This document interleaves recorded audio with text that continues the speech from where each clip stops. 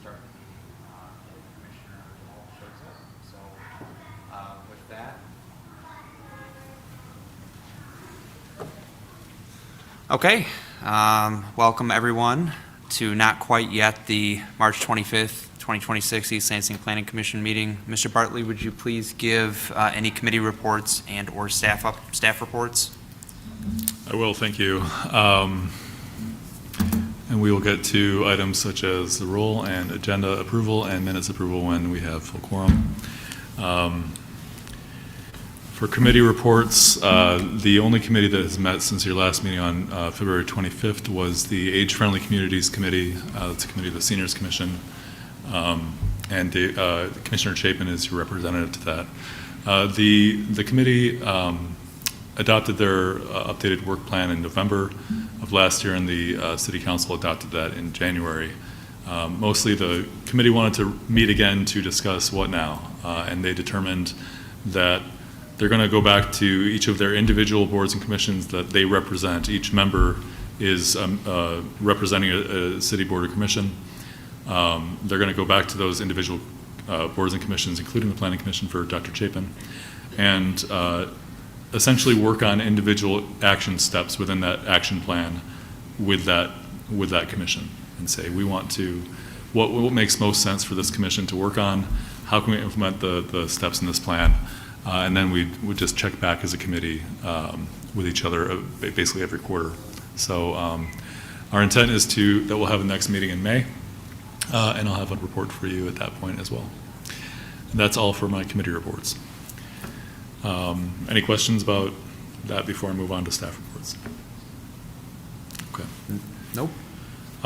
Staff reports, essentially, as you know, we had a commissioner last time, Commissioner Hendricks resigned from the commission, so we have on February 25th, which became effective in March 16th. So we do have a vacancy. I'm aware that we have an applicant, but we still are welcoming applications if there's interest, and people can apply online at cityofelastlansing.com, look up boards and commissions, and there's an application on that page. I wanted to bring up two items, two reports for you today as part of my staff reports. I'm going to put these up on the screen in just a moment. The first item is, and these are both informational items, so there's no need to take any action tonight. These are not business items, so we can certainly go through these at this point. So what I'm pulling up right now is our 2025 annual report.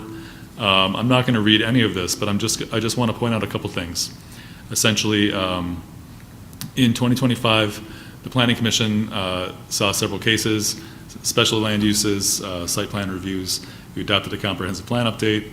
It saw 2 zone changes, and you considered 4 ordinances. Not all of which you made recommendations on, but you had 26 public hearings. You made recommendations for 10 actions to council during 2025 for land use requests, which are those special uses, site plans, or zone changes. Of the 10 recommendations that you made, you recommended approval of 9 and recommended denial of 1. That was the Meyer gas station. City Council approved 9 of the applications and denied 1, although they approved the field house they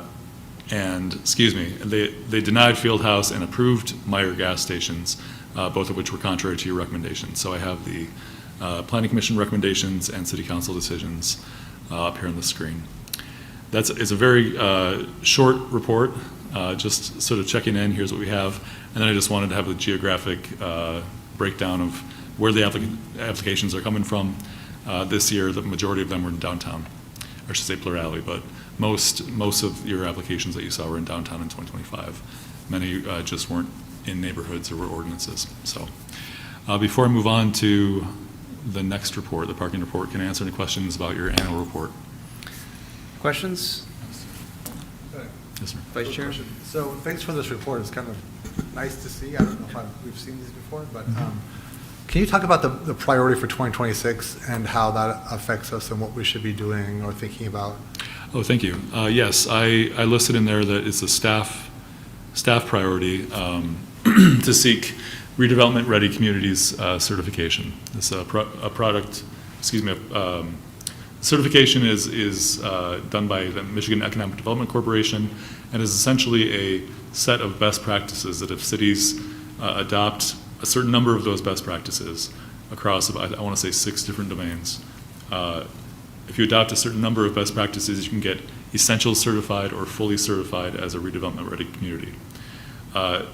Certification under that RRC program gives a municipality some benefits, specifically access to some grant programs that we wouldn't otherwise be eligible for, extra points for those that we are eligible for right now, but most state grants have an RRC, I guess, extra points if you're RRC certified. But it also sends a loud message across the state to prospective developers, essentially that, hey, we've adopted these best practices. This town is now essentially more redevelopment ready, more open for business. Come develop here. So that's the goal of the RRC program. We're very interested in adopting as many of those best practices as make sense. And so my intent is to bring some of those changes to you over the next months and to council. Specifically, one of the changes that has come up in the past and was some concern is the decision-making process for site plans or special uses. In many cities, land use approvals such as those don't go to the council. There is a legislative body, and the planning commission is the authority. In this city, it's not been that way for some time, or maybe ever, as far as I know. But if by allowing essentially, if the council were to empower the planning commission to be the final decision-making authority on at least site plans, we could get a point under the certification process. Special uses could be worth considering. However, the reason why City Council sees site plans and special uses right now is essentially to guarantee that there's ample opportunity for the public to review and respond to development requests. And so we want to make sure that whatever change we make to the process, if we do make those changes, that public opportunity for public feedback remains. That's very important. So as another step within the RSC certification process, it gives you points if you have a public participation plan. We have one. It was adopted in 2013. It's a little bit out of date. And one of the exercises that I was doing as part of the comprehensive plan update last couple of years, was to try a bunch of different public participation methods and see what we could do as far as community engagement, with the intent of finding out what works, what doesn't work so well. And so my intent is to update that public participation plan as well this year, hopefully this summer. Bring that to you, bring that to council, and then with the update to that plan, where we say here are some methods that we recommend for what works in this community for land use review. When you update that plan, to me the outcome of that plan should be, here's how we make sure the public has that opportunity so we can change the process without losing that opportunity by the public. So I see that as part of the ROC process. There are several steps involved. We've talked to the DDA very briefly. They're going to hear from METC, in fact, this week or next week. Tomorrow. It's tomorrow, yes. They're going to go see the DDA tomorrow. I know that DDA is going to talk about Main Street as well, and also RRC, and you'll hear more about those in the future as well. But we are talking with the different boards and commissions about it. I expect to have action steps for you to respond to in the next several months, and then probably make some, or at least propose some substantive changes to our process by the end of the year. So that's the short version of, maybe a long version of a short question, but that was a short version too, to the RFC question. Any other questions about that process or anything else in this report? That was a great question, thank you. Then I will close this and pull up the next item, which is the downtown parking report. Again, this is an informational item. No action is required. So in the zoning ordinance, there's a requirement that I, as the planning and zoning official, annually prepare a report on the utilization of parking spaces within downtown. And so we did this last year for the first time that I could find since at least 2002. This year is a 2025 parking report. Very little has changed from last year, and I'll go through the numbers in a second. I am going to be presenting this to council at their April 14th discussion-only meeting, so it'll be a little more of a deeper dive, although we can certainly talk about any of the items that are presented here tonight. Essentially, There's about 3,100 spaces in the downtown system. Most of those, about 85%, are within the garages, and then about 9% in surface lots, and then on-street parking for the last 6%. The downtown parking system jumped from about 2018, from about 2,500 up to its current in 2018, 2019, when the Albert Avenue parking garage was constructed. It was about 2,750, and then it dropped when this big surface lot that was replaced by the garage surface lot closed, so the number dropped by 250, and then the garage was constructed, so it went up by 600. So we ended up with our current about 3,088 spaces in the system. I have a lot of tables in this report talking about what's in what facility. The major, the major update for each year is based on the parking counts, and those start on page 4 of the 12-page report. So you can see on one column, spring counts. The other column is fall to the right. So spring to the left, fall to the right. And the parking department goes out and does this for about a week every year. This year they had their spring count in April, mid-April, and their fall count at the end, mid-October, but they ended up picking up a few more days.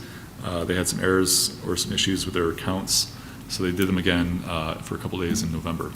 But essentially, what you can see in these in these graphs is essentially the darker lines. The dark bar is the number of parking spaces that are used in spring. So that's over the course of the day that the count was taken.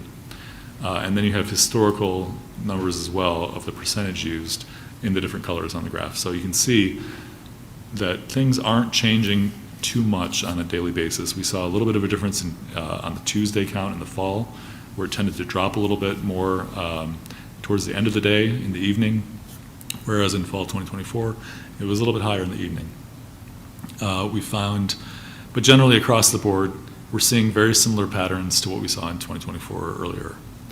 Our peak times tend to be, let me see here, there's Saturday and Sunday. For peak usage, on the left-hand side, you can see the spring and fall peak usage of 2025, which is what this report is for. The highlighted graph to the right is the peak usage for the previous year. So we wanted to show how things have changed. Not too much as far as the total amount of utilization. Slight changes. We see a little bit higher afternoon and evening peak use in the fall versus in 2025 versus 2024. That's the major difference, I would say. A little bit lower numbers for spring, especially in the evenings, versus 2024. But our peak, in general, our peak usage of the downtown parking system on days, our typical peak usage is 65%. And why I say typical peak is that we kind of throw out the outliers, which are typically home football game days. On Saturdays, the system fills up, but that's about the only time that it fills up. We have a little bit of towards the end of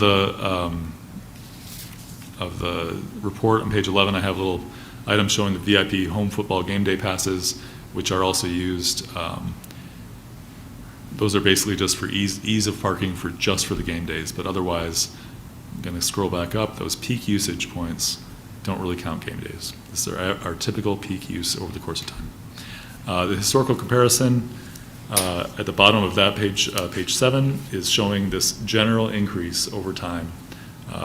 Those trend lines running through the graph are just showing that it's generally increasing from about 45% peak use in 2012 up to roughly 60-65% in 2026 that we're at now. Daily space utilization by facility, we have that broken down on page 8. In bold, you have the 2025 numbers. Unbold is 2024, so you can see how things are generally increasing across the system, just barely. No huge changes to any of these. Our highest used facility was a CVS parking lot under the Charles Garage, and that's consistent with 2024. Our least used are the loading zone spaces on Albert near Grove, right in front of Newman Lofts, and also spaces on Ann Street between Charles and Division, sort of northeast of the Marriott Hotel, which is also consistent with 2024. So we saw some minor increases in parking fees in a couple of the facilities, some decreases in Division Garage, for example. But generally, the prices stayed roughly the same. EV chargers, we have 8 across the system in some facilities. In general, we have at least one charger in use about 90% of the time at any time, which is impressive. 2 to 5 of the chargers are generally in use at any given time. You see a peak during daytime and then a fall off in the evening and night. Validation multi-use discount, we sold about 175,000 validation tickets, and about 75% of those were used, which was consistent with what we saw in 2024. And then finally, I just mentioned our special event rates, where we see some football game day passes, and also these VIP all-access permits, which give access to any city permit or any city parking facility for $200 a month. And we see about 34 that were issued in 2025. So not a particularly popular program, but there is some use. A little bit of look at bicycles, mopeds, and motorcycles. Had about 86 bicycles registered, which was higher than 2024. We had 3 mopeds issued by the treasurer, and that was a little bit lower. That's it. So I guess that's the parking report. Any questions for you? It's just, again, informational, so you have an idea.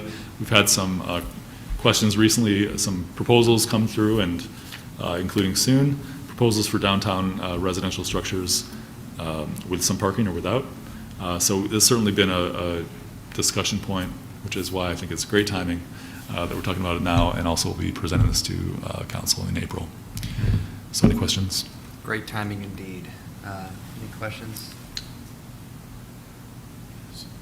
Vice Chair and then Commissioner Overby. Mine's just more a comment. So it seems like there's a lot of capacity for parking downtown is sort of my big takeaway from this. So we could add several hundred more cars per day, and we wouldn't be overfull. Yeah, I would say we have parking. The issue isn't necessarily do we have enough, is it in the right place?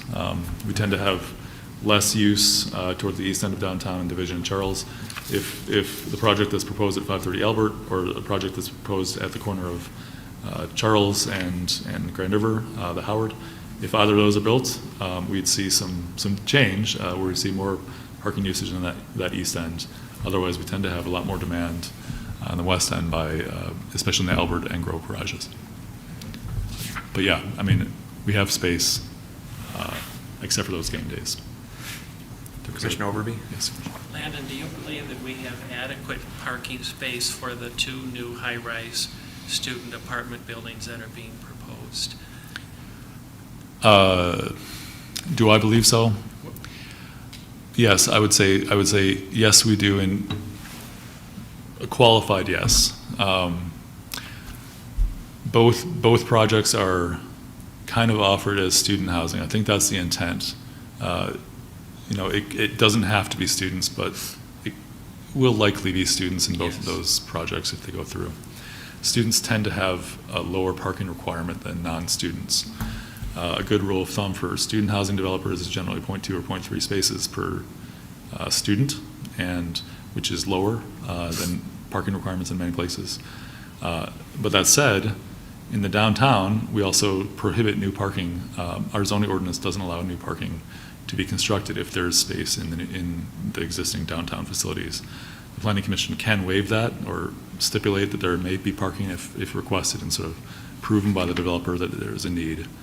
And when you saw recently in 530 Albert, the developer said essentially, yes, there is a need based on what we've been hearing from our neighboring businesses, nearby residents, et cetera. So they're proposing parking as part of their project, and the Planning Commission recommended approval and waived that to allow that parking. But otherwise, without that waiver, a new project could not provide new parking on site. So it's a interesting balancing game. I guess again, my qualified yes is that, again, I feel like what we're seeing from the parking report is that we tend to have peak, even at peak use times, not the outliers, but in general peak, we still have a significant amount of vacancy in the parking system. To me, it's a question of, again, is the vacancy in the right place? We have parking is in the right place, and when it's not always the right move to provide new parking when you could maybe move people around, get them back and forth easier. So I've been looking at different options. Could we have some sort of a shuttle system downtown? That's a long ways away. It takes a lot of SARS Solon to do something like that, but it's usually much more cost effective than building new parking, which tends to be expensive. There was a great discussion at the City Council on this most recent meeting. If you go through to about, I want to say 12:20 a.m.-ish, and the mayor had some great comments about the research he's been doing about parking and sort of the needs and the trade-offs when you're trying to provide new parking in a new construction. I would recommend listening to that. You'll just have to go all the way towards the end and then back it up about 40 minutes. So I think there's certainly that's a tough one to answer. I'll still say qualified, yes. That's my opinion. Yes, sir. Quick follow-up question. Please. How does parking work at the hub? My understanding is that they have no tenant parking, so. The hub has So it parking must within be the building. working in some There is way. some structured parking. I believe they have a lower level and a ground level of parking, and then the residential above. 158 spaces. Thank you. They have 158 spaces on site at the hub. So, and for what it's worth, we did do a little.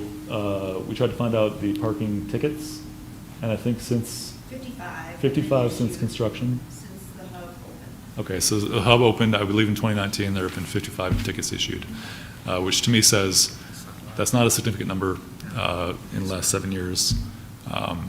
So I'm not certain that data would support that there is a significant problem. Thank you. Sure. From PACE. Okay. So parking and code enforcement reported those numbers. All set? Thank you. I think you teed up nicely what I was going to say. So just reading through this, I think it'd be great to have, a logical follow-up of policy recommendations. And I don't know that would come from planning, probably not. Potentially a working group or maybe even just city staff. Because when I was reading this, the things I was curious about is can we come up with some creative solutions to sort of solve these parking issues that keep kind of popping up for every single application, it seems like that's before the commission, Some folks want more, some folks want less. So it'd be nice to have some alternative ideas. I think some of the things I noted were, potential use of on-street parking and how that works and whether that should be revised. Maybe the setup for on-street parking or the permissible hours or how the permits work or just anything and everything to sort of see some beneficial policy changes there, especially if we're going to see some new development.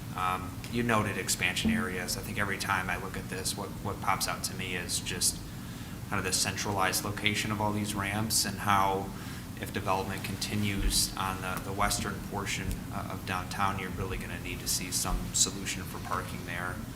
I don't know exactly what that is, and I know ramps are very expensive, so it might not be a possibility. And then just kind of the big thing for me, I think you noted the spaces in front of, on Albert right there were like the least utilized. I suspect that's probably because of illegal parking, right? Like people just park there and do something quickly and you're not registering those as official parking use. So, and then, also Grand River, just like the far right lane, people parking there and blocking that entire lane is infuriating to everybody that lives here. So I'm curious if there's any policy solutions to that. I know you don't have any today probably, but those are things I was curious about. Well, I have all kinds of policy solutions, but All right, let's hear it. But As we're waiting for I guess I quorum, would let's say hear though it is probably worth a bigger discussion, and I think that if the planning commission has suggestions, I think that it would be good to pass those along to council, but also the parking task force. Parking task force meets quarterly. They met last Wednesday, and we presented this to them as well, so they're aware. But I think that they're very open to different ideas, and I think we could have that. We could have that discussion. I think it is probably better actually for an agenda item to discuss in more detail. But I mean, I can tell you that there are downtown officers. I mean, officers being assigned to downtown. I don't think that's necessarily for parking, but PACE has been also, I mean, I talk to PACE literally every day about the issues that you're talking about on Albert. Delivery trucks blocking stop signs, for example, or blocking parking garage entrances. These are issues, and so we're constantly going out and trying to figure out how do we deal with the delivery vehicles issue in particular. We've had some discussions with DDA staff, with PACE staff, and police about can we propose some I guess solutions in that sense. I'm very interested in whether we could have some sort of a delivery window, essentially a very early morning delivery window where, hey, all rules are off, you need to deliver your stuff, just do it. But then 7 a.m. or something like that, now the rules apply, get out. Because right now we are seeing traffic issues caused by delivery vehicles, and including on Grand River. But I have been told that on Grand River there is a zero tolerance policy. They're far less lenient, or I should say not lenient at all, if there's somebody stopped on Grand River. They'll go out and ticket them or tow them immediately. So anyone who's watching online or on TV, there you are. Don't park on Grand River. I think that's it for me. I can check that one off the list. All right, any other questions or comments on this item? Okay, that's just atypical. We have several public hearings on the agenda, which we can't do because we don't have quorum yet, but we can take some public comment if anybody wishes to come forward and address the Planning Commission on anything on or off the agenda. All right, you want to go now? Yeah. All right. Yeah. Mr. Chair, can I mention that if we don't have quorum, if we don't end up with quorum tonight, we will renotice and redo all the public hearings. Okay. But the public hearing also for 601 Abbott will be next time on April 8th, because there was a change where they noticed it for 8 units, they actually want 9, so we'll have that public hearing already on the April 8th agenda for that request. Understood. Thank you. Thanks for the background. Tim Rozowski, I live at 613 Grove Street, and I wanted to comment on the mass timber ordinance, which is 1567, I think, and then also just provide some comments on the 1384 discussion. But before I start, I didn't look at the agenda, so I had no idea the parking report was on here, but I was just peppering Landon with a bunch of questions. I was so impressed that you knew all these numbers, but I didn't realize that you had the report there. So anyway, I'm still impressed, but yeah. So anyway, okay. First of all, I support the mass timber height one. That's 1567, so I'll save the discussion on that. I just think it's a good idea to support that, and we served on the Mass Timber Committee, so we were supportive of that idea. Just a second point is I'm generally opposed to pilots, so I know that's not really on your agenda for today, but I'll just get that comment out there. So in terms of 1384, I'm not a big supporter of that ordinance to begin with. I think it was probably well-intentioned, but it hasn't really worked well.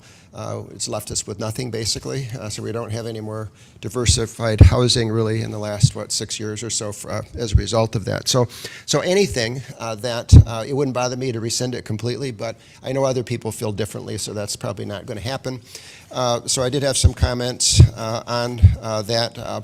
I know there was some discussion at council about possibly lowering the 25%, so I would support any reduction in that. 10%, 15% I think would be an improvement.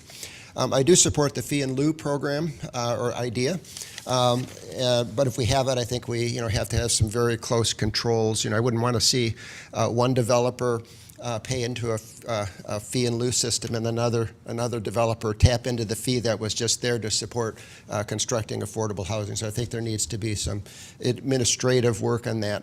One of the things that I really have been thinking about is if there was a fee in lieu program, could it be used for a buyback of rental houses for some of the transitional areas where maybe you have 4 or 5 rental houses and it's maybe creeping towards owner-occupied houses, that maybe neighborhood associations could identify target properties, and then the grants issued, they'd have to be applied for, grants issued to offset the the price value between what it's valued as a rental home versus an owner-occupied. And I think, on a typical basis, a rental house probably has more value. There'd have to be controls, there'd have to be some limitations on, we wouldn't want people to inflate prices, that type of thing. But I'd really like to see a buyback program as a way to sort of recapture some of the neighborhoods. In terms of the fee in lieu, if there is a fee in lieu, I think it needs to be a realistic value. I read a month or two ago when the report was done by the consultant, and it was interesting. I think there were no homes sold in East Lansing that even came close to what they said the affordable homes should be sold for. I think it was like $60,000, and I think out of the 184 homes, there was only one that was, I think, less than $200,000. So we're so far off of that. So, and I think it was based on Ann Arbor. It was based on single-family dwellings, and the conclusion was $170 a square foot. I don't know exactly what that means, $170 applied to what square footage, but I did some back-of-the-envelope calculations to try to put it into practical terms. And so an apartment project with 300 units having to put in 25%, that would be about 75 of these units. I think his value was 1,450 square feet and $170 a square foot. It would be like the developer of one of these buildings having to build more than 40 houses at probably $350,000 and then turning around and selling them each at $60,000. I mean, that's a very big burden applied to the project. Somebody's going to pay for it. And basically what's going to happen is that either it won't be feasible, it won't be financeable, or the tenants who actually live in that building will have to end up paying for it. So I think it's unreasonable. In terms of the transfer, I think I would support a transfer of 1-to-1. So if somebody transfers outside of the B3 district, I think they should be given full credit, kind of regardless of where it is. I would expand the transfer area. Basically, I'd include everything from Harrison to Hagedorn, a couple blocks north of Grand River. I'd go the Abbot corridor to Saginaw. I'd probably include maybe even Hannah. Basically, whatever is reasonably walkable to the downtown. And my time is up. Okay. Yep. Thank you. Yep. Just noting for the minutes, Commissioner Denault arrived at 7:40 p.m. So we can start the official meeting. So Mr. Bartley, would you go ahead and please do roll? I will. Commissioner Chapin. Commissioner Denault. Here. Wonderful. Commissioner Lapine. Commissioner Overby. Here. Commissioner Putz. Here. Commissioner Sevaleski. Vice Chair Wagner. Here. Chair Sullivan. Here. We have quorum. Thank you. Is there a motion to approve tonight's agenda? So moved. Moved by Commissioner Putz. Second. Seconded by Vice Chair Wagner. Seeing no discussion, all those in favor vote aye. Aye. Aye. Opposed, nay. Motion carries. Agenda approved. Is there a motion to approve the minutes from the February 25th Planning Commission meeting? Seconded. Moved by Commissioner Overby, seconded by Putz. Seeing no discussion, all those in favor vote aye. Aye. Opposed, nay. Motion carries. Minutes approved. Mr. Bartley, would you like to give a quick rundown of what you covered in the committee reports and staff reports? Absolutely. Quick rundown is we had the committee report of the Age-Friendly Communities Committee on February 26th. They will be meeting quarterly to coordinate their action on their individual boards and commissions. Staff reports, we had the 2025 annual report of the Planning Commission, which showed about 10 recommendations to council, which council essentially found found the same, followed Planning Commission's recommendations in all but 2 of those, of the 10 decisions, one of which was reversing a denial recommendation and one of which reversed an approval recommendation. We discussed the 2026 planning staff's interest in pursuing redevelopment-ready communities certification. And we reviewed the draft 2025 downtown parking report, where we found that there's generally a 65% peak use of the 3,088 spaces in the downtown parking system, which goes up to about 100% peak use on home football game days, but otherwise the 65% is the peak usage over time of the whole system. So we discussed whether or not there should be some additional policy changes proposed, and if Planning Commission would like to do that, we'll make it an agenda item, send recommendations to the Parking Task Force and to Council. I think I covered it. Was there anything I missed? I think you crushed it for the second time. All I do is crush. All right. All right. Any comments or questions? Seeing none. That takes us on to item number 4, commissioner announcements. This is also your time to disclose any conflicts of interest on any item on tonight's agenda. All right, seeing none, takes us on to item number 5, communications from citizens. Written communications, there was a couple letters in there for item 6.1. I didn't miss anything else, did I, Mr. Bartley? No, we received, I should mention that we received a spreadsheet with some research about requirements in different cities that was just added to your packet today. That was from Mr. Dietrich, who's proposing the 530 Albert proposal. And that's been added to your packet if you refresh, but otherwise that will also be in your packet next time. I see it in there. Thank Okay, you. good. Thank you. Okay, takes us on to item number 5.2, verbal from the audience. Again, this is your time to come forward and address the Planning Commission on any item on or off tonight's agenda. Please identify yourself on a card if you have yet to do so, and if you are here on a public hearing, we ask that you speak during that item's public hearing if possible. With that being said, would anybody like to come forward and address the Planning Commission? All right. That takes us on to our first public hearing for tonight, item 6.1, a public hearing by the Planning Commission to receive comments on Ordinance 1559, which would amend Section 50-94 of the Zoning Ordinance, which defines a diverse housing requirement in downtown East Lansing. Mr. Bartley? Thank you. So this ordinance, the Planning Commission discussed the diverse housing requirement at some length last summer, I think for 3 meetings, and was determining whether or not there should be, the question was, should there be alternatives to meeting this requirement? The council had a request that the Planning Commission sort of discuss that and send back recommendations. And you discussed several different items and sent back recommendations on many of them. Essentially, the council decided that they're interested to move forward on potential changes to the ordinance that would allow a fee in lieu and transfer. And so I want to discuss those in some detail before we start the public hearing. Again, this is a public hearing, so you don't have to take action tonight. But I want to at least sort of outline the requirement, what's proposed by the current ordinance, and what else we can change. So the current requirement, an earlier speaker, Mr. Mrozowski, mentioned Ordinance 1384. That was the ordinance that established the diverse housing requirement in 2016, and essentially created this requirement that when you have within a certain area of downtown, and specifically that's the DDA area west of Collingwood Road. So essentially your core downtown area, if you imagine north of the buildings in downtown, when you start to go into residential, then the DDA area has stopped, right? So it's the commercial district within downtown west of Collingwood that extends essentially out to the west end of Valley Court Park. So within that district, when you have multifamily residential proposals, which in most cases are a special use, not all, but in most cases are a special use in the downtown district, then your multifamily residential units, you have a requirement to make 25% of those diverse housing. And diverse housing in accordance with this ordinance is defined as affordable to low to medium income individuals, which is 80% AMI, area median income. It's designed for seniors, 55 plus, or it's designed to be owner occupied. So that's, according to this ordinance, that's the definition of diverse housing.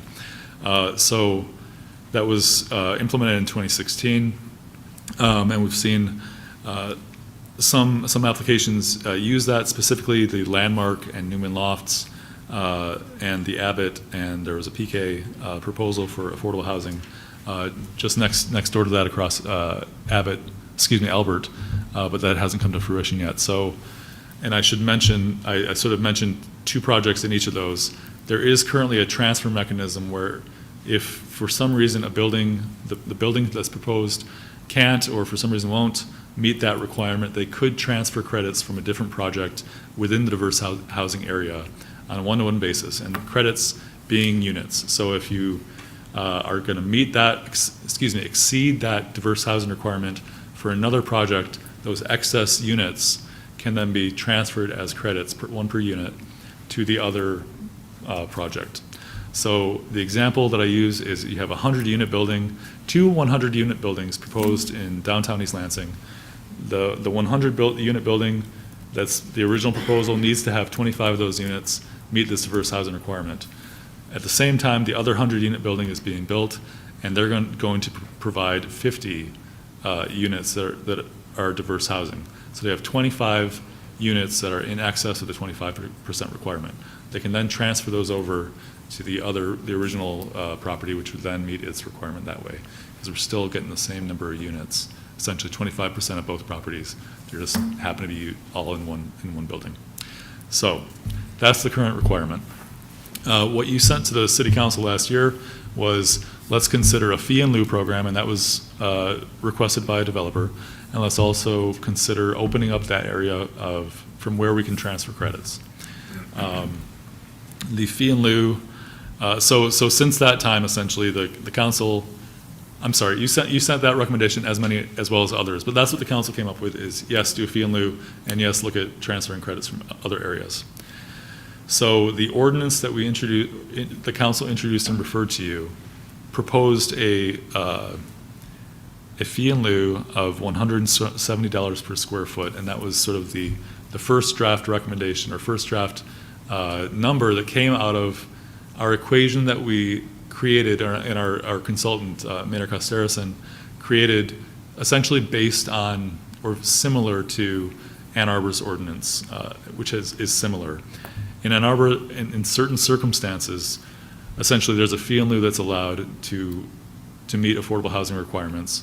And essentially, looking at affordability gap, what is your average cost of housing versus what your area median income of this level, whatever level that is, 50%. And I'm gonna share my screen at some point, but it's showing up blurry right now, so until it clears up, I can't really show it. Essentially, that the proposal said if we have someone who has 50% area median income, low income, and they want to purchase a house, a typical home sales price in East Lansing, what's that gap between what they can afford and what they can and what the housing cost is?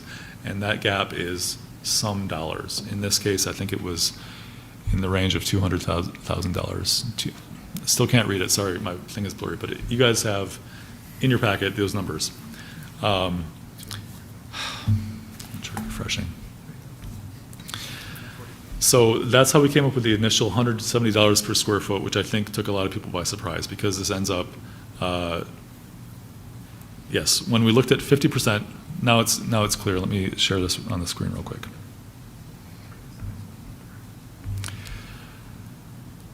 Okay, so I'm showing the one page of the staff report. I want to say the third page of the staff report. That's showing this little table. And that was showing at the left-hand side, you can see 3 projects that are currently constructed. And then we wanted to see, under this scheme of $170 per square foot as a fee in lieu, what would those projects have had to pay to meet their requirement instead of providing those units on site. The Abbot would have had to pay almost $6 million, Landmark a little over $7 million, the Hub a little over $8 million. So we would have seen about $21 million from those projects, those 3 projects, put into some sort of fund. And that will also be a question that you can recommend to council, or council is going to need to determine what are we going to do with this money. $170 was, like I mentioned, was met with some surprise, some shock from developers, people who work with developers saying that we think this is too high. We looked at $87 per square foot, which is what the affordability gap sort of works out to for a person at 80% area median income, which is considered medium-low income. So that's sort of, the 80% AMI is the level that we look at right now for diverse housing to be considered affordable, which is why it makes a lot of sense for this recommendation. Again, this is an initial recommendation. It deserves more time for discussion, and I'm also talking far too long that I think I need to, but I really want to make sure we have at least the basics out here. So if we have $87 per square foot, which is 80% AMI, considered the sort of affordable, the person we're trying to make housing affordable to, we'd still see about $3 million for the Abbot, which is about half of what we saw for the 5.8. We still see almost $4 million for the Landmark, $3.75 million, and we see just over $4 million for the hub. So again, these fees are getting essentially cut in half from what was proposed at the 50% AMI level. Consider it a start. And we've heard from developers, we have some information in your packet about what's a good fee in lieu. Our community and economic development staff has been working day and night on research. I had an intern that was coming up with a lot of work last summer. They've continued that work, and our director of CED is here tonight, Heather Pope, if we have questions about the research they've been doing about the fee in lieu program. But sort of this is where we're at right now. And we included some, just under that table, I talked a little bit about, hey, you could potentially propose a fee in lieu that could be reduced by providing certain amenities. Do you want to see LEED certification? Do you want to see mass timber? Do you want to provide car shares on site, or provide with transit passes, or have a green roof, or whatever it might be? You could certainly recommend that could be introduced into the mix, where you could reduce your fee by doing certain things like that. I mentioned that the approach is somewhat similar to Ann Arbor's, but our staff, the CED staff especially, had looked at all these different communities, particularly including Big Ten college towns and similar college towns to East Lansing, but also looked at places like Minneapolis, Seattle, and others. So that detailed report from their, research is in your staff packet. I'm going to scroll all the way down so I can show you. There is an item in the attachments that says examples of fee in lieu calculations for illustrative purposes only. That's right under the fee in lieu report from Mater Costerison. So that is available, so you can check out that research and take a deep dive when we have more time. So before I move on to the other item, which is just essentially transfer, are there any questions about the fee in lieu as I'm showing it as the initial proposal? Again, this is intended to be changed if you feel that it should be changed. And also, again, Heather Pope is here if you have any questions for her, CED director, about the calculations. Any questions for me at this point? Chime in first. That's the component of this that I'm struggling with the most, trying to find what's appropriate. I think the context is important. My preference would be, before I really chime in with what my thoughts are about what that should be, to just open the public hearing and hear what the rest of the public has to say about that, including potentially some developers if they're in the audience, about what impact they see. But I kind of want to address this component by component, because there's a lot of different aspects to this. So I appreciate you doing it in that manner. Any other comments or questions on this bit? Okay. So, Mr. Chair, I'm sorry, did you say you want me to wait on discussing until we take comments? I said I'm not going to throw out any numbers or tell you what my opinion is until I hear from others in the room. I guess the number one question I have is, why is it calculated on a square footage basis and not a per unit basis? Mm-hmm. Would that be a more appropriate way to do it? Mm-hmm. How did we land on not only the numbers that were landed on, but the mechanism mm-hmm. that was landed on? And I can give some color to that, but do you have anything you want to mention about that? Okay. But I'll just say that personally, I thought that per square foot was a good way to do it, just because unit sizes can range so widely.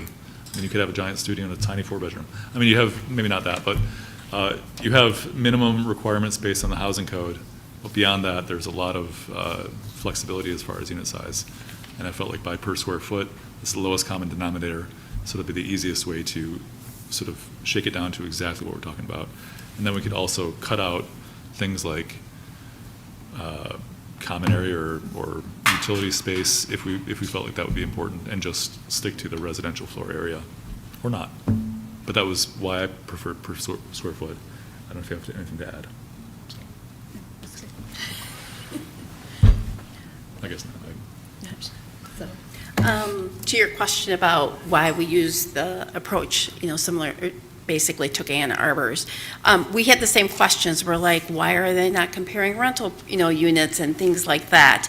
After we met with them, it really made sense, and it's to Landon's point about how do you calculate that? If it's just that apartment, how many square feet, and how do you that when you have everything from a studio to a 4-bedroom apartment, and getting that average? So then you take a look at what else is included and what's excluded. Are mechanical rooms excluded? Is roofs, janitorial closets, all those types of things. So it makes it very complicated to get through a methodology using that approach. So that's why we went back to Ann Arbor's approach, had several conversations with them about, how would this work? And that's why we went through this process and had them look at 50% AMI, and then the 60, and then the 80, taking the information from our sales, from our city assessor, and working with them. Then we did look at all these other communities, and we've taken a deep dive, and we've had conversations. I've got a meeting next week with Columbus, Ohio, their development director there. I'm still waiting to hear back from a couple others. We want to talk to them a little bit how they do their approaches. We tried to really simplify this. There was a lot of information behind this spreadsheet, but I'll give you some highlights of it.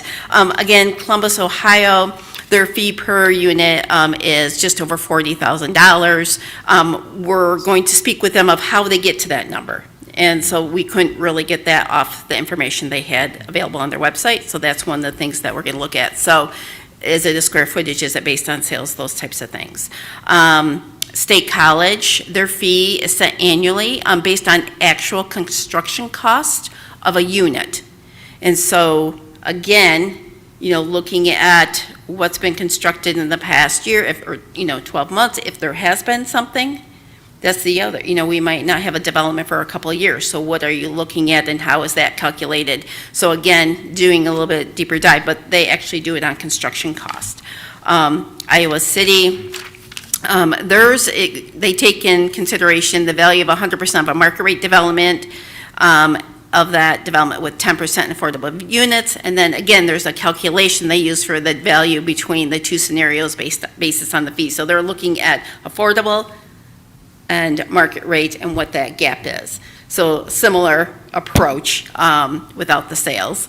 And then Bloomington, Indiana, their fee is $20,000. They talked to their development director and they said they realize that's too low and it's going to be increased to $50,000. So again, I'm going to have some additional conversations of, was just that a number you pulled out of the air? Or how did you get to that amount and how are you justifying increasing it to that $50,000? And then there's Evanston, Illinois, substantially higher. From what we can pull, and again, this is someone I'm waiting to hear back from, a one-bedroom, you pay $481,000. I mean, and I know it's very expensive to live in Evanston. Metro Chicago. Yes. And so, you look at the spreadsheet and look at some of these numbers of what these developers are paying, but theirs is a mandatory also. So it spells right out.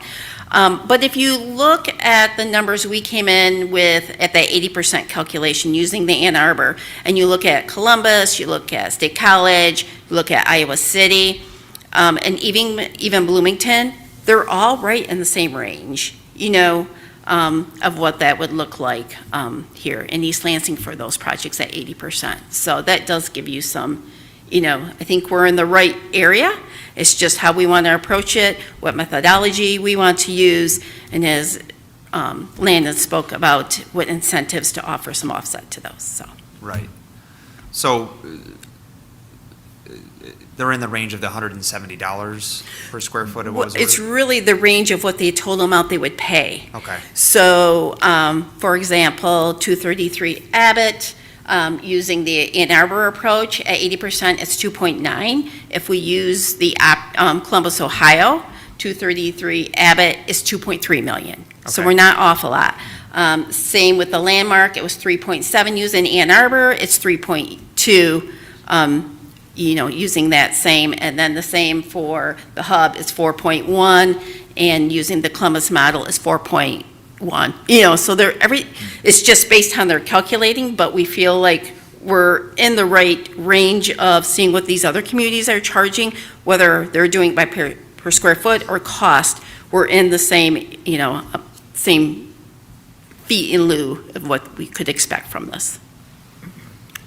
That's helpful, thank you. Any questions or comments on that? Okay, I'm sure I'll have more later. Oh, Commissioner Putz? We can wait till after the public comment, I guess, that's fine, yeah. I was just thinking, like, the idea of having like a annual review of what our rates are seems really appealing, because, you know, everything's changing, so it Yes. doesn't make sense to lock us into, you know, a finite rate when literally everything else about the process changes, aside from obviously Yeah. ordinances Yeah. and stuff, but, yeah. If I could just add one thing, you'll notice also on the spreadsheet, I have little notes, and most all of them do an annual adjustment based on the CPI or some other calculation, so yes. So that's why, yeah, I was Yeah. like, this seems really well thought out. Thank you. Mhm. Okay. Thank you. I'm sure there'll be more questions as we move along, but Okay. I think we're good for now. Lane, do you want to cover the other components? You'd like me to move ahead? Please, Okay. yeah.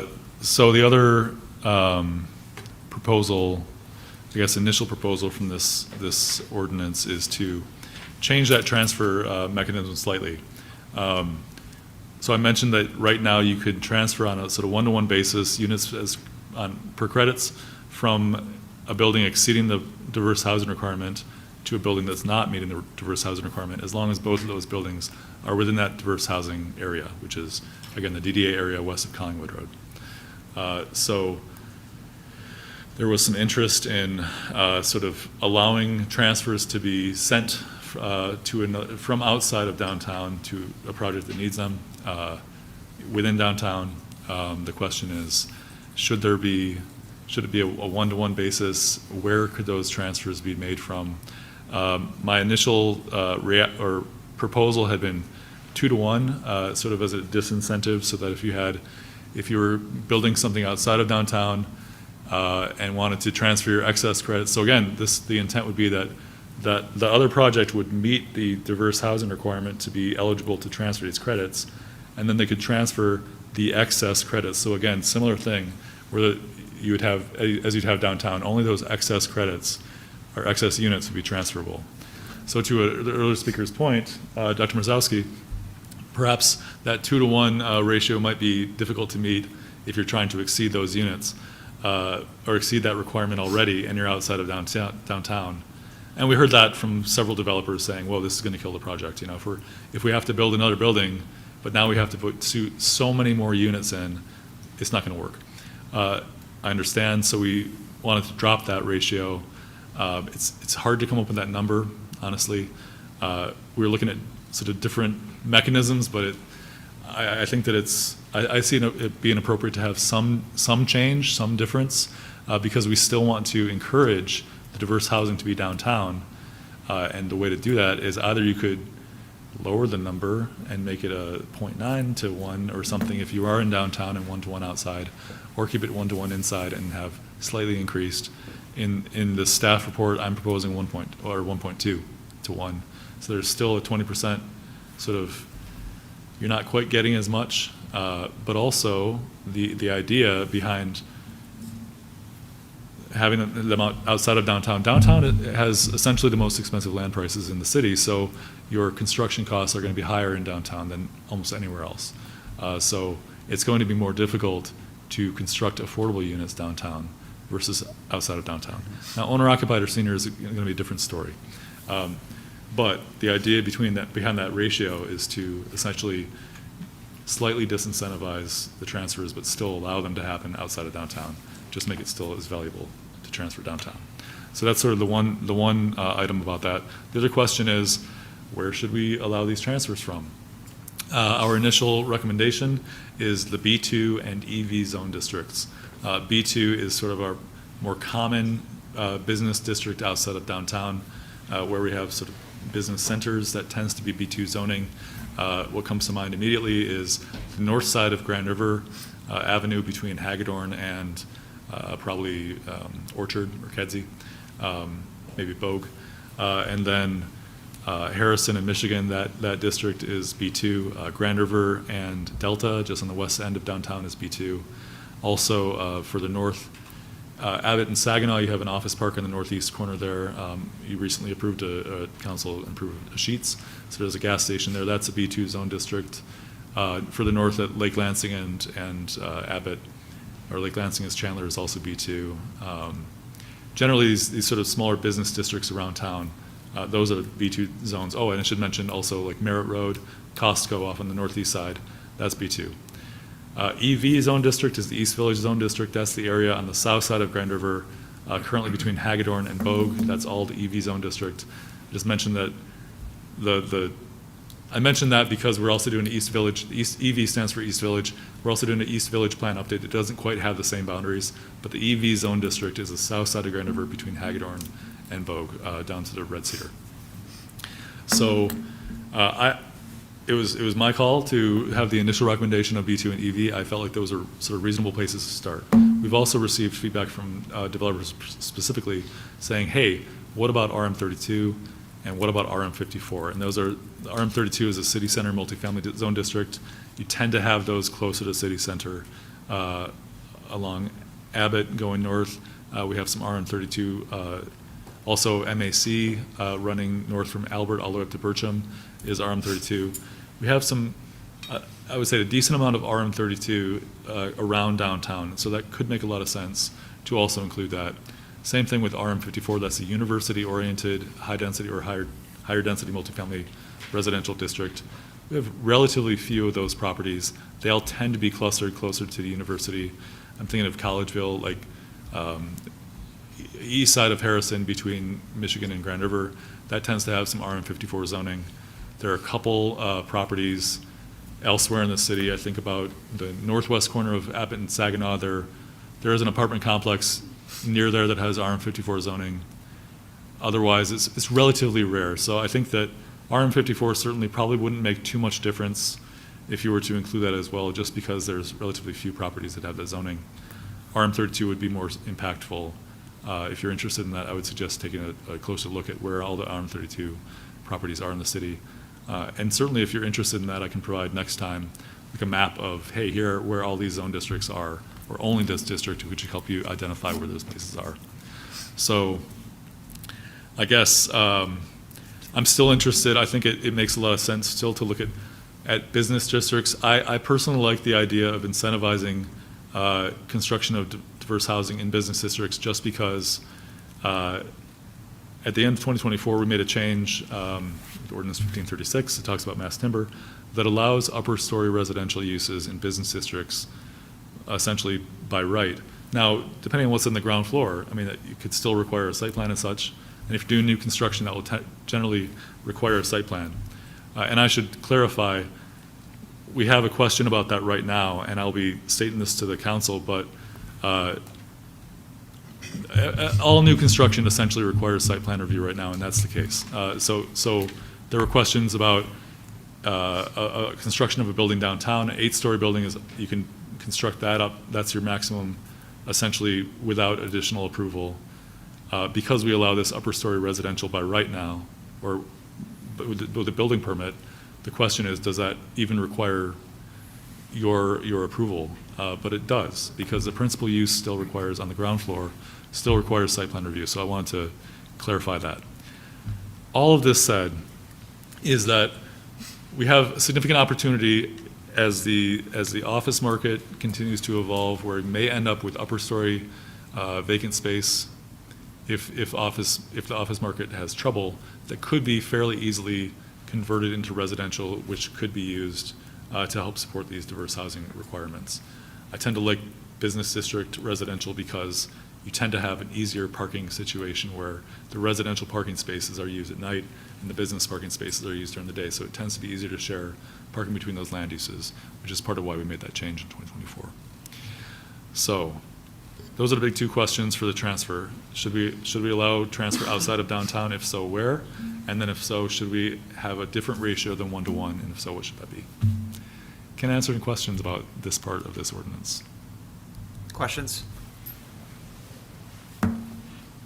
I more so have comments, but I'm going to chime in with those later. But it's something I strongly believe we should consider, so I'm glad we're considering it. But I'd love to hear what the public thinks about what the solution is to what that ratio should be, and what areas of the city should qualify. Well, And just one more comment before you open the public hearing is just I want to talk about the timing, the process for an ordinance amendment like this. Tonight's is the first step. The Planning Commission public hearing, you make a recommendation to the council, and I know all the commissioners know this, I just want to make sure that we're aware for the record. We make a recommendation to the council. I think for this one, you'll probably make some quite specific recommendations about how you want to see this ordinance changed or not. Then it will go back to the council. They will schedule their own public hearing. They'll hold their own public hearing. They typically don't make a decision the same night, but they could. But then they would have another meeting where they would decide whether or not to adopt or not adopt this ordinance and whatever amendments are proposed. So realistically, I don't really expect a decision on this to happen until this summer, probably June or July. So I just wanted to give an idea of what we expect for the timeline. That's all. Thank you. Appreciate that. Any other comments on this? Questions? All right, at this point, we will open the public hearing on this item. Would any members of the public wish to come forward and address the Planning Commission? Somebody has to, I think, at this point, because I've teed it up, so.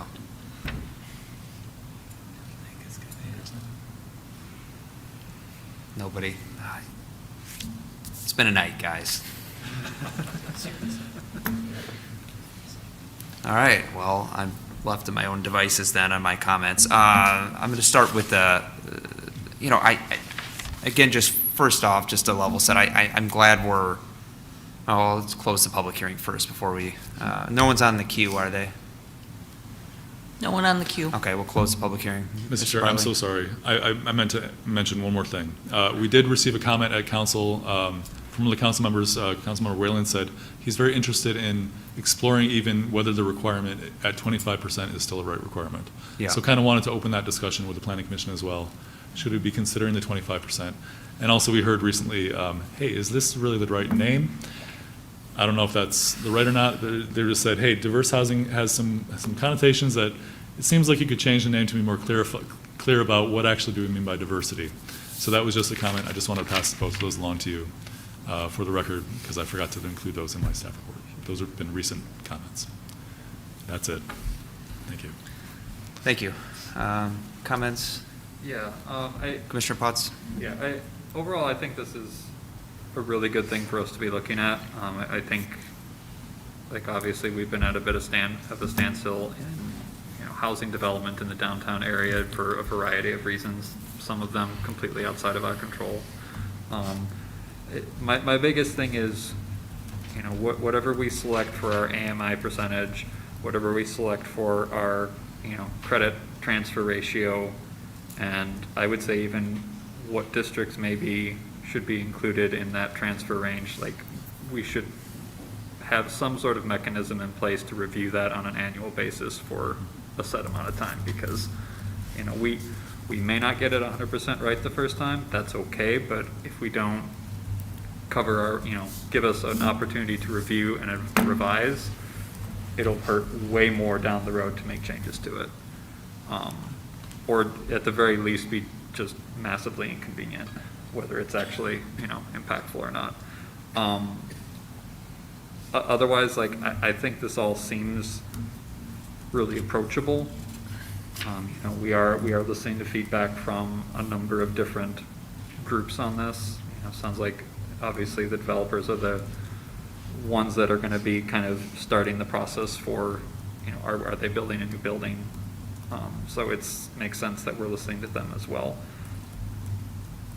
Yeah, I'm kind of in the same boat as chair, that I'm not quite sure what that right number looks like, but I do appreciate all the work that staff has done, laying out the examples and laying out like what are the hypothetical situations, because that's really helpful, because even if we with the staff's recommendation of $87 per square foot, that's still a substantial amount of money coming into a fee of lieu. That was my other thing was, I know we need to decide, well, not necessarily us, but city council, or I'm not sure if that's staff or city council, needs to decide where is this fee in lieu money going to, and what are the mechanisms for using it, because the really simple part of my brain's like, oh, just general fund, but I don't know what that impacts. not versed in that whatsoever. So I feel like maybe that's, I don't know if that needs to be in place for the adoption of the ordinance, but it needs to follow very close on the heels of, if not. So, yeah, thank you. This is a lot of really good information.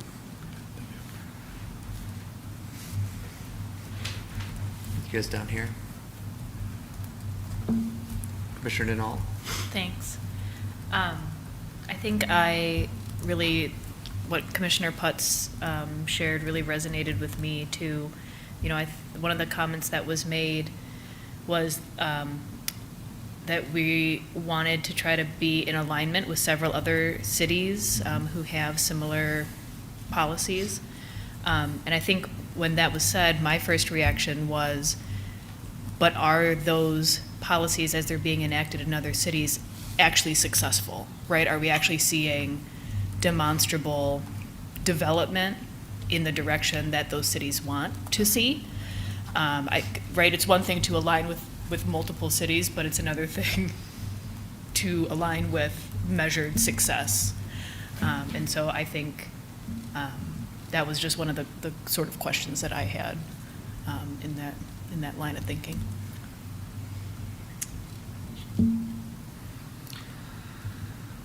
You know, I think we have to be able to self-reflect on how successful the current ordinance is and whether we want to change it. And, you know, I guess it's somewhat subjective. If your goal is to not have development the last 11 years, I think it's been pretty successful by that metric, right? So I'm just being blunt. So I think I like the idea that we're creating a lot of options, but we need to be cognizant of what the policy outcome is.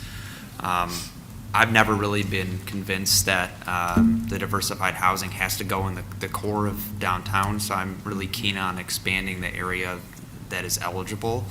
I think in particular we should focus on areas that are along transit corridors that potentially haven't developed for years and years. I keep going back to Grand River, west of Hagedorn, between Spartan right there and kind of that block. Like, there's a lot of opportunities, I think, that don't need to be in the core of downtown. I mean, is that where, you know, young professionals, potentially families really want to live, is in the core of a college downtown? Or is there other areas just outside of downtown that give access to good amenities, maybe closer to Hannah Center, you know, maybe closer to the high school potentially? I think this is also incremental. I think we're kind of biting off a lot of different options, which I just said I like, but also like, you know, I don't know what the solution exactly is to all these. So I was hoping for a little bit more feedback tonight to help inform my decision. At a minimum, I think 25 needs to drop down to 10. You know, and I think a decade from now, if it's overutilized at 10%, you could bump it up closer to 25 to achieve whatever your policy goals are at that time. On the fee in lieu, you know, I don't want to have it set the same as Evanston, right? So I think that's, I think maybe we look at, and it sounds like we're doing a lot of really good research in that space to see what other communities have done. I think maybe on the lower end of what that average is a good landing spot, something that's still attainable, but yet gets us some potential good investments for affordable housing. Expansion area, I liked how you tied that to zoning. I think that's a creative way to do it. You know, agnostic to zoning, I tried to think about what areas would be a good location, and, you know, Merritt by Costco, I hadn't thought of that. That's a potential good one, but I think, again, transit corridors, Hagedorn, Bircham, obviously Grand River, Michigan Avenue, Saginaw potentially, maybe some of Lake Lansing, up Abbott. Those are all good kind of spots we could put some of this, so I'd like to see those included, and I'll take a longer look at specifically what that zoning impacts. You said B2 and RM32, right, primarily? My initial recommendation was B2 and B2 and EV. EV. There have been questions or interest in RM32 and RM54. Yeah. And transfer of credits, I don't know, 1-to-1 sounds good. I don't know how much we want to complicate that. You know, we didn't even talk about, like, I know Tim Tim mentioned, like pilots and tax, that, I don't think that falls into our purview at all, so I don't even really want to delve into that. It's just kind of my high-level thoughts as we begin this conversation on a more fleshed-out thing. So I guess my number one question is, what guidance do you need from us to give you more direction on how to steer this to adding these to the ordinance? Yeah, I think that, I mean, it'll be good to have more discussion at the next meeting, unless you're prepared to move on it tonight, but I'm not getting that sense. I think specific, if there's specific interest or things that you would like us to explore between now and the next meeting, I mean, I think that we can look at, you're talking about, is it worth dropping the requirement, for example? I think maybe we can do a similar table that we did for the 25% requirement at different levels as for a 10% requirement, and we can provide that next time. I think if there are specific areas, I mentioned I can provide zoning maps of those, each individual zone district, so you can see where those are. If the zoning sort of approach makes sense, I can certainly provide those maps next time. Or if there are other things, other criteria, I guess, that you want to explore for where those transfer areas could be. If you want to have hypotheticals, I mean, scenarios that you wanted us to explore and bring back, that kind of feedback would be very helpful. If you're considering that you'd like council to consider some change, you have that in mind right now, you could say that, and then we can explore that in between now and the next meeting, which again will likely be April 8th, which is 2 weeks from now. Sir. Commissioner Potts? Quick follow-up question. So if we change diverse housing requirement, like hypothetically down to 10%, would that impact the 80% AMI fee in lieu of as well if we did both? I think that so you're saying, if you change the requirement, the base requirement from 25% to 10%, how would the 80% or 50%, et cetera, AMI be affected? Yeah. I would say that if you drop the requirement to 10%, you're going to have a lower total number, lower total fee that's going to come. Yep. If you keep it the same AMI. Yeah. So Okay. I think we could explore that and say what would result from an 80% AMI with a 10% requirement. Yeah, that's maybe kind of what I some was leaning towards. ranges Is in between there. if we do that, can we expand to the table we have to conclude that as a variable? Because, you know, it's nice to see, like, if we have 80% AMI, here's how much we have. But if we also decide in the future to change the diverse housing requirement, suddenly that number is substantially less. And that could have an impact on people's decision-making as well. Sure. Yeah, we can look at That'd be that good. analysis. Thank you. Vice Chair? Do you have any historical information about how we got to the number of 25% diverse housing? I mean, it'd be nice, I think, to hear just how we came up with that number. I mean, we're sort of throwing out 10%, like, Yeah. I don't know, like 15%, 20%, 22%. I don't know. I don't have enough information to sort of make a recommendation on that. But if you had some way to know the thinking of council at the time for that number, and then if we could go by 5%, I don't know. I just don't know what to recommend for that. Yeah, we can do a review of minutes and video. I'm not sure what's available, but we haven't done that yet as far as understanding, I guess, the How we got to that rationale number. at the start. Okay. So we can do that. I want to go back to something that Commissioner Putz raised. So sort of the authority to appropriate the funds generated by the fee in lieu of. I don't know if we've done research on how other communities have handled that, and if that would need to be specified in the ordinance, or just, you know, at whose discretion typically is that handled by? Is it a new commission that's created? I see some nodding in the back. Okay, please. So yes, we've done some research on that also, and looking at Ann Arbor and having conversations with them. They have a separate commission, and there's an application process, there's an intake process. There's certain things that the funds can go towards, but it's all geared towards affordable housing.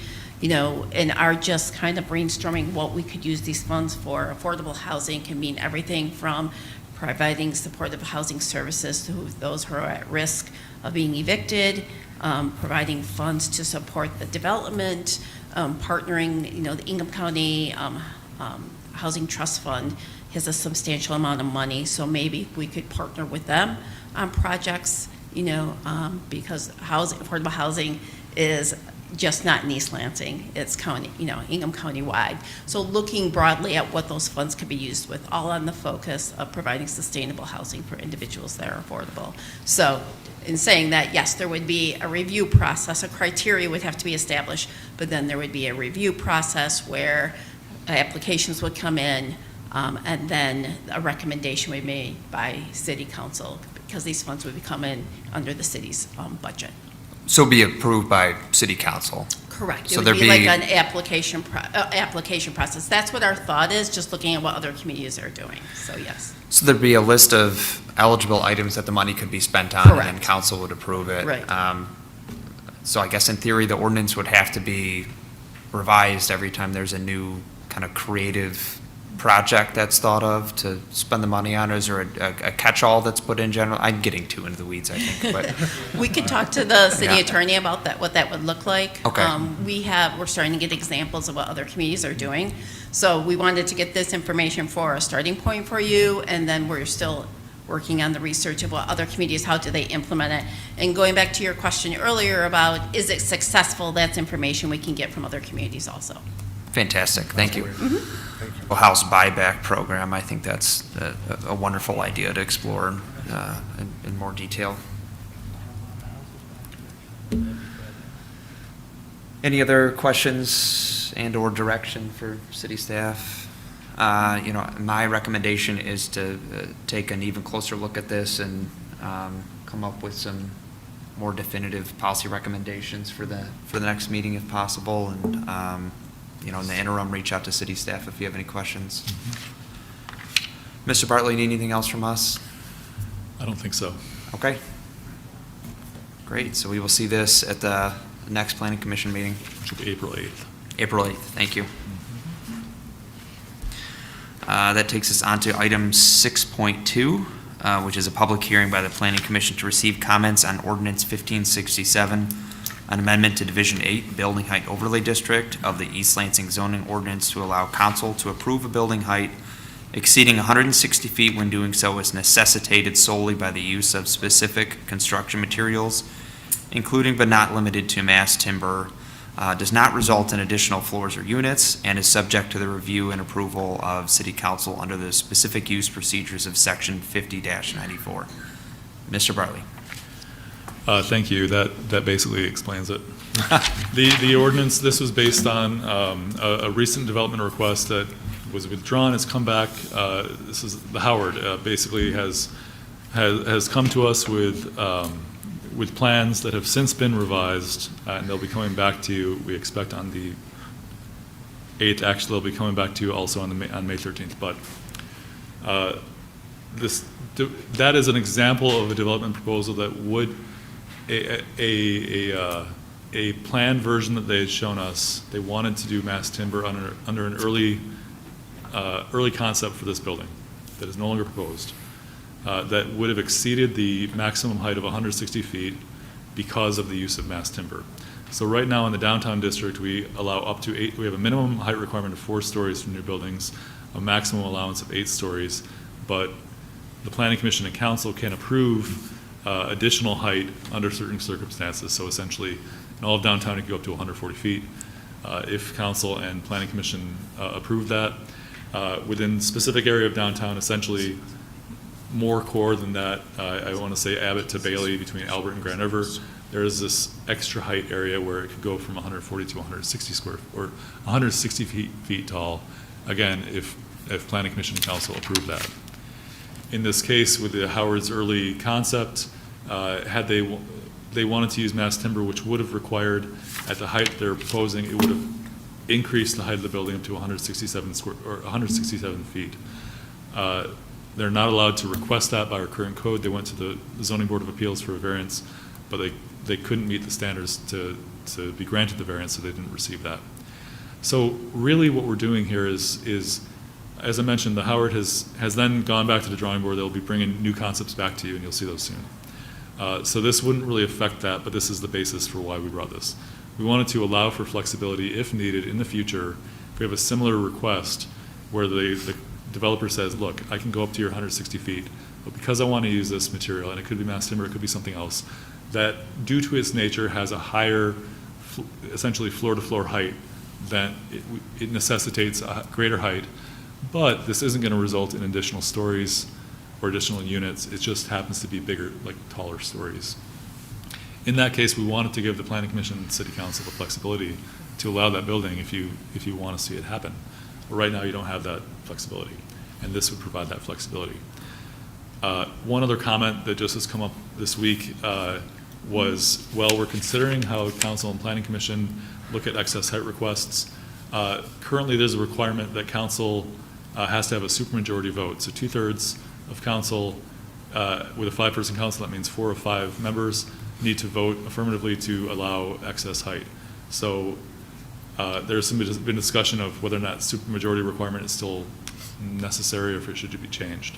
So I suggest sort of considering that as well in your thoughts on this ordinance, whether that should also be, I guess, proposed to Council as a recommendation. But that's not including the ordinance right now. That just came up recently, but I wanted to mention that. Any questions about what's proposed in language right now? Questions?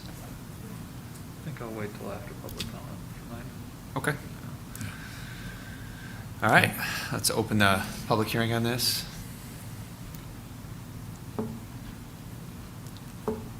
You guys, all right, well, no one's on the queue, right? There's no one in the queue. Okay, at this point, we will close the public hearing. Commissioner Putz. Yeah, so 2 questions come to mind, and I'm sure you guys have done your due diligence on this. I'm not questioning that, but I just wanted to put it in record. So by allowing a taller building, do we have, number one, fire trucks that are tall enough to reach the extended height? And do we have fire trucks that can get water up to the extended height? Essentially, no, and they don't care. We've asked them about that and essentially they said that no, ladders can't necessarily reach that height, but it's not generally a problem because of the way the buildings are constructed. Okay.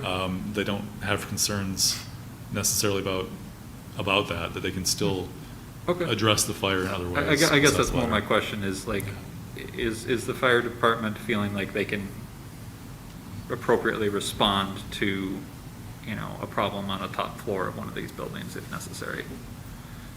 Yes. Which, I mean, maybe not a question directly for you, but. I guess I'm not sure if I can answer that exactly the way I should, except that the fire chief said essentially, Hasn't said we're anything. not concerned about this. Okay. For, Yeah, I think overall for me, like, I'm not necessarily opposed to this.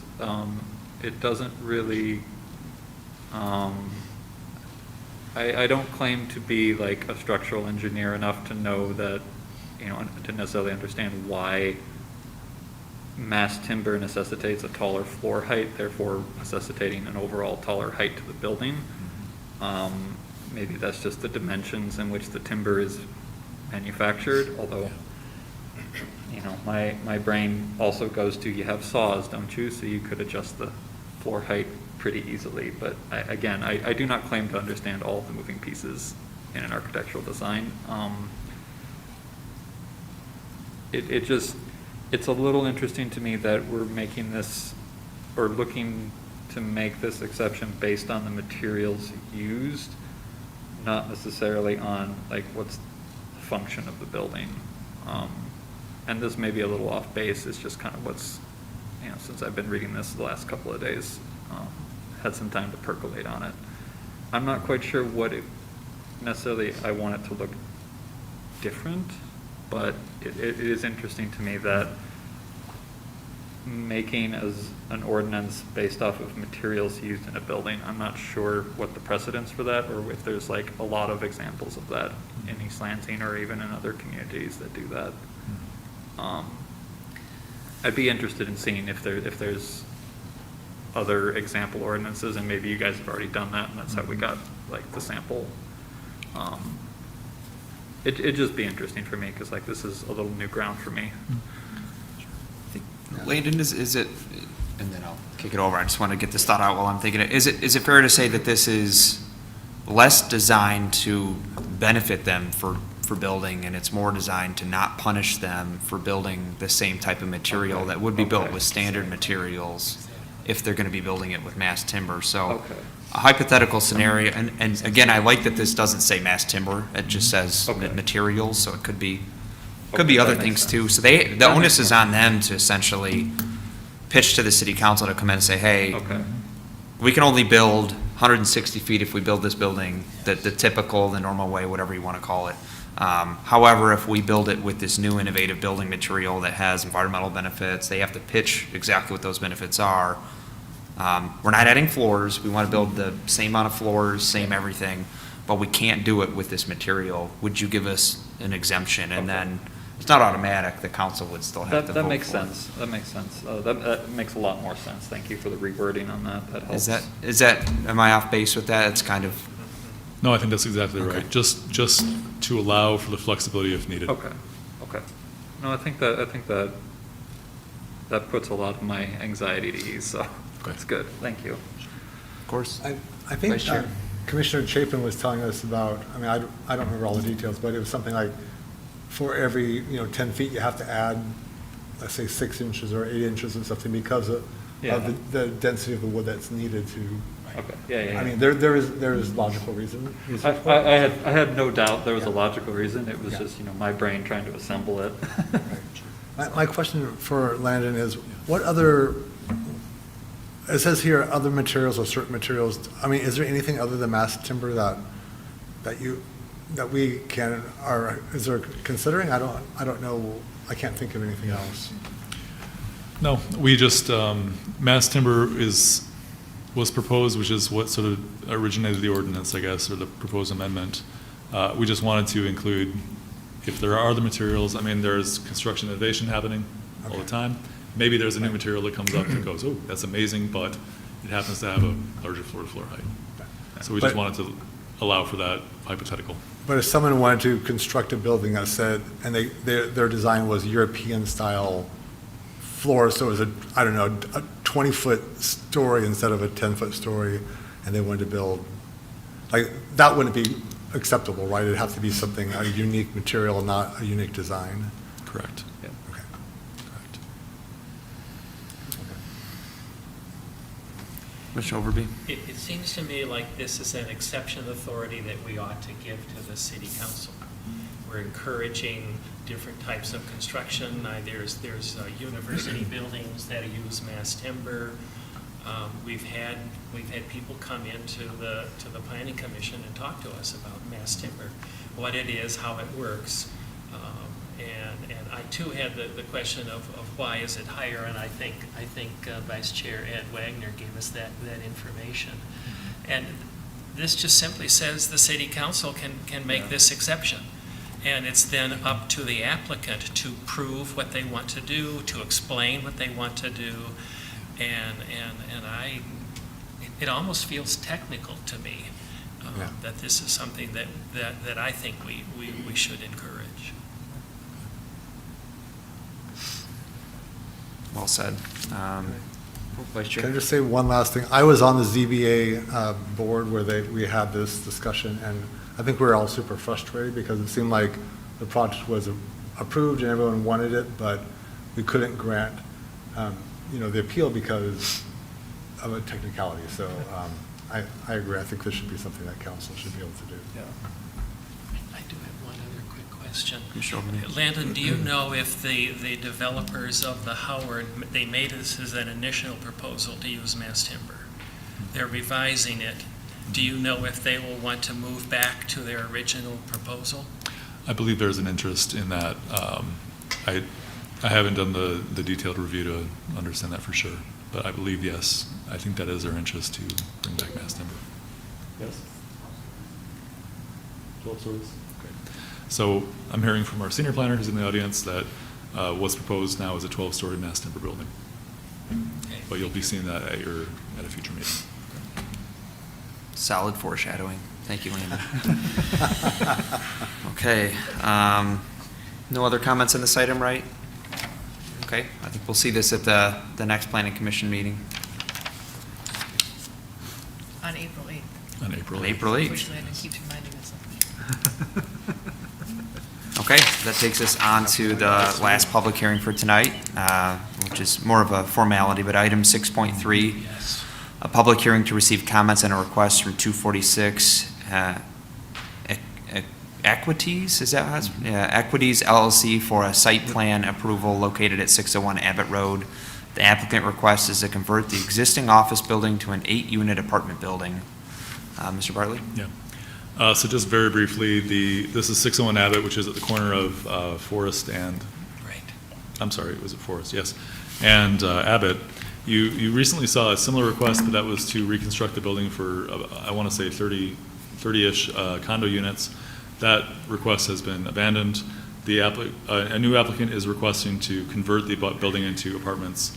However, their plan that they showed for tonight's public hearing had 8 units. They intended to have 9 units instead, so they've changed their plans, and will be bringing that request for a public hearing at your next meeting on April 8th. But if there are, because it was noticed for 8 units, if there is concern or any comments from the community, we wanted to allow that opportunity at this public hearing. Great. But this will be coming back with 9 units at the next meeting.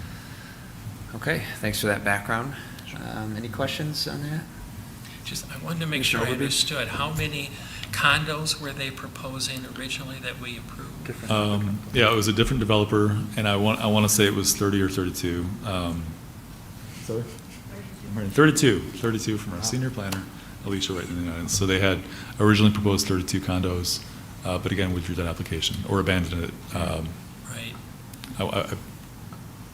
For various reasons. Yeah, and we could talk about it in greater detail when it's before us, but they're not tearing down the building now. That's the difference. They want to keep the building and retrofit it. Okay, I didn't understand that. Thank you. I just have a quick question. What's the status of the building right now? Is it occupied? My understanding is it's not, and they've been doing some interior demolition. Yeah, I was just going to say, I've seen some demolition going on inside. So I just- Which they can do at their own risk, essentially, but they can't use it in the future. Oh, okay. Okay, at this point, we'll open the public hearing for this item. Maybe everyone's here from the side. They are. Yeah. All right. It's the last public hearing. All right. Anyone in the queue? There's no one in the queue. Okay, we'll close the public hearing for this item, and we will see this in a different format. You said at the April 8th? Yes. Okay. It's going to be a busy agenda at the April 8th Planning Commission meeting. Yes, it will. Okay, as we have no unfinished business, that takes us on to new business, item 8.1, discussion of current future land use map categories and potential changes. Mr. Bartley? Thank you. So this doesn't have to be business tonight, but it can be if you're interested. Essentially, I'm going to share my screen real quick. Just sharing just the categories in the future land use map. So our most recent future land use map was adopted in April of 2018 with the comprehensive plan that was adopted that year.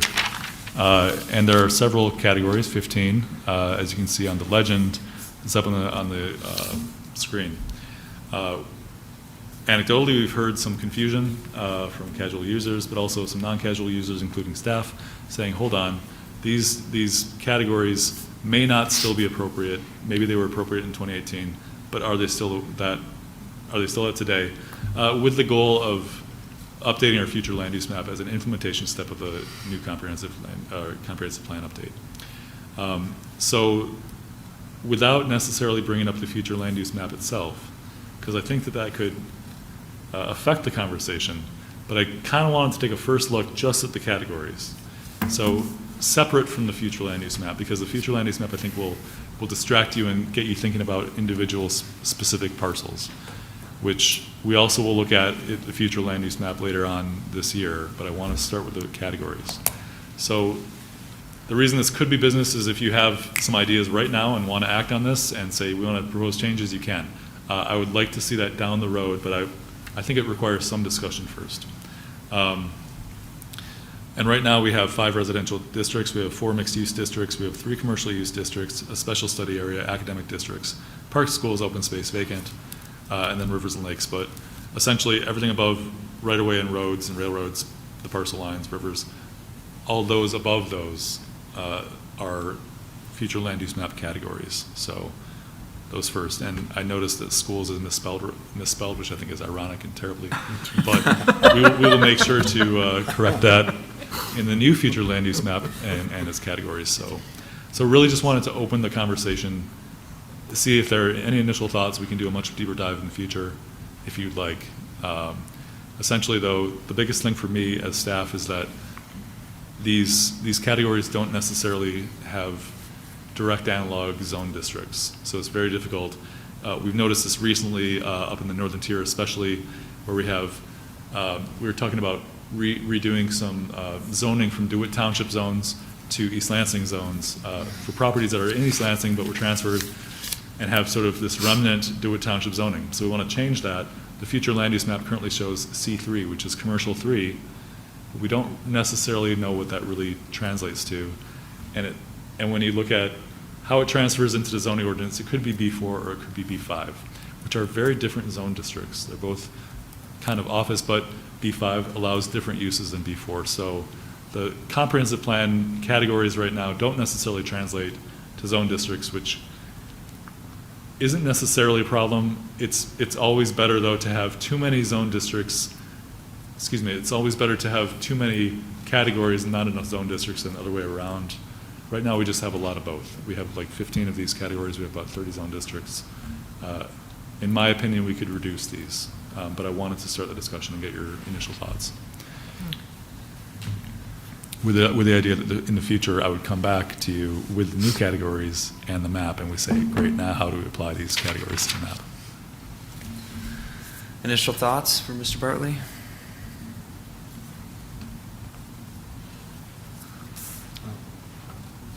You're teeing it up, Vice Chair. Well, I'm just interested in hearing your thoughts about,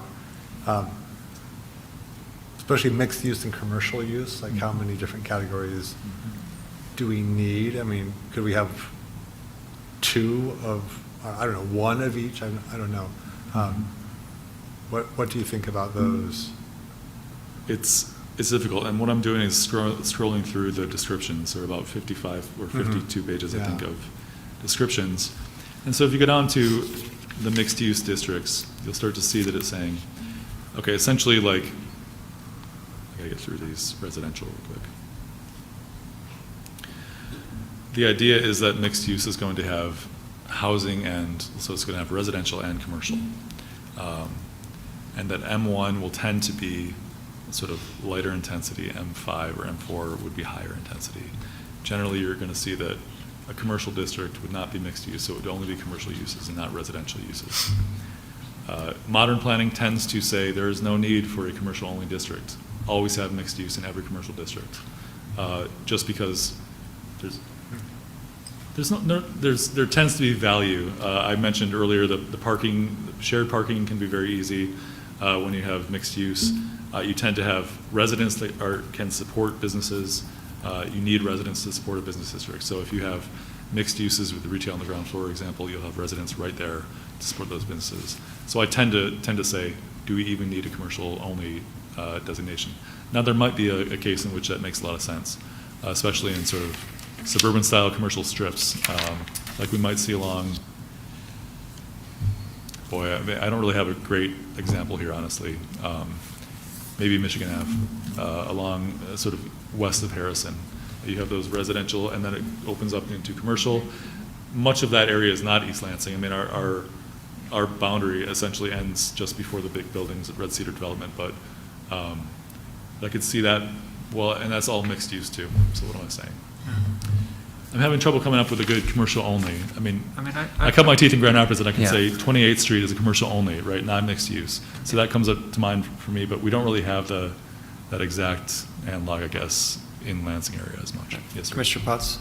You know, something that comes to mind is like, what about an area like, let's take for an example, a gas station where, you know, there is a potential for something hazardous just because of the nature of what it works with.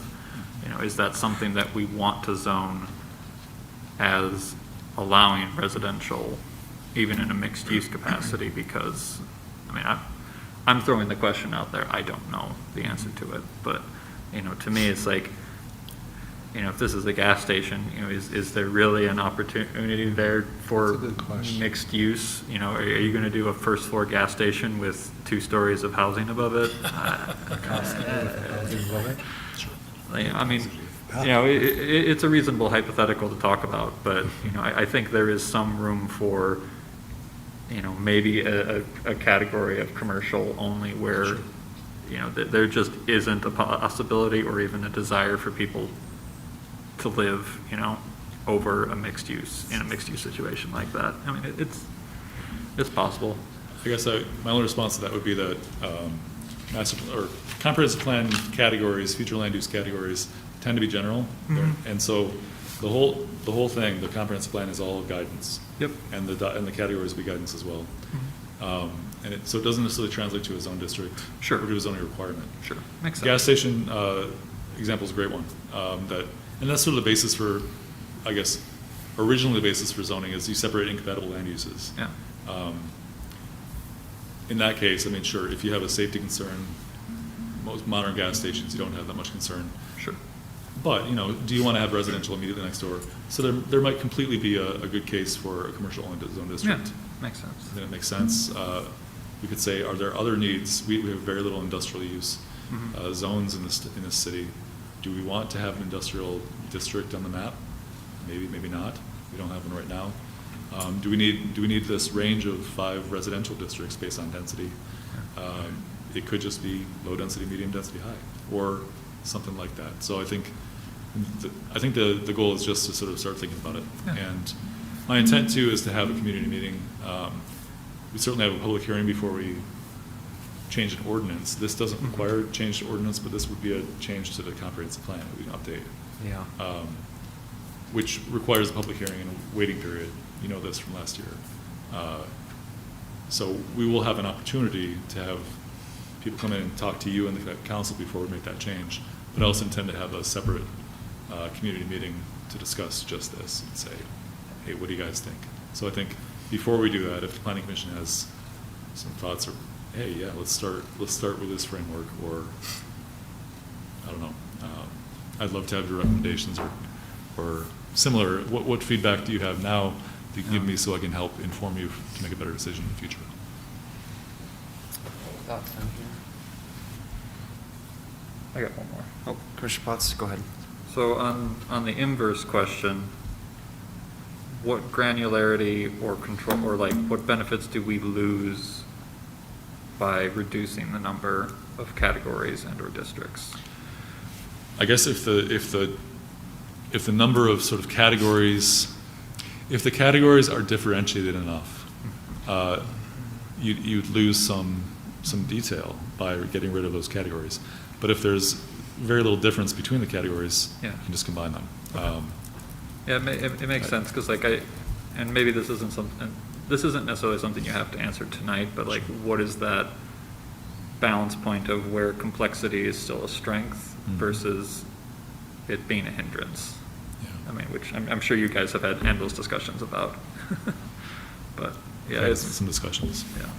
I mean, I would say the bigger change, the categories are important because essentially it gives you a good idea when you look at the future land use map of what do we want to see here. So we want them to be specific enough that you can understand that, but vague enough that you have some possibilities to change things in the future. What will be very important though is when we do actually apply to the future land use map, we're going to want to make it not parcel specific, and it currently is, and that's generally not a good practice for a future land use map because it's essentially setting zoning for perpetuity unless you change your future land use map. You can point to it and say, well, that parcel is designated as this. You have to have a little more flexibility than that. So I will be recommending that. I think a little bit of vagueness in a comprehensive plan and future land use map is all right for that reason, because it's meant to be guidance, not law. So less specificity is all right, whereas it's not all right in a zoning ordinance. Yeah, exactly. Okay, makes sense. I don't have any granular feedback for you on policy recommendations. I think it sounds like a really good summer project, with the comp plan in mind about how exhaustive and deliberative and long that process was. I'm hoping this doesn't turn into something similar, but I'm hearing you want to streamline the categories. I think it's a good opportunity if by then ordinance 15, or proposed ordinance 1559 is some version of that's through that changes what areas are eligible for that. It could be a good idea to align those two. But I'm curious, just in general, what other areas you have in mind. I know you mentioned northern tier, and there's some other areas I'm sure that we could take a closer look at. But I think it's worth looking at. It's been, almost a decade, so let's do it. Just not tonight. Yeah. I would say from my perspective, if the commission goes back and thinks on this, take some time over the next couple of weeks before the next meeting, dedicate a little bit just to sort of do the thought exercise, and then if you come up with specific ideas, you can bring them to the next meeting. Or even better would just be let me know in advance, because if I hear from you and I hear from multiples, then I can say, okay, we're all thinking this, I can respond to it in time for the meeting. So I'd love to hear your late night thoughts on this topic. Sounds good. Any other thoughts on this? All right, that takes us on to item number 9, commissioner concerns. Any concerns from commissioners? First off, want to thank Commissioner Denault for bailing us out so we could get our quorum tonight. So, Thank you. much appreciated. Apologies that I couldn't come sooner. I know, that's work stuff. I appreciate it. Any other concerns or last minute comments? All right, looks like we're ready to move. Is there a motion to adjourn? So moved. Moved by Commissioner Putt, seconded by Commissioner Overby. Seeing no discussion, all those in favor vote aye. Aye. Opposed, nay. Motion carries. We are adjourned at 8:59 PM.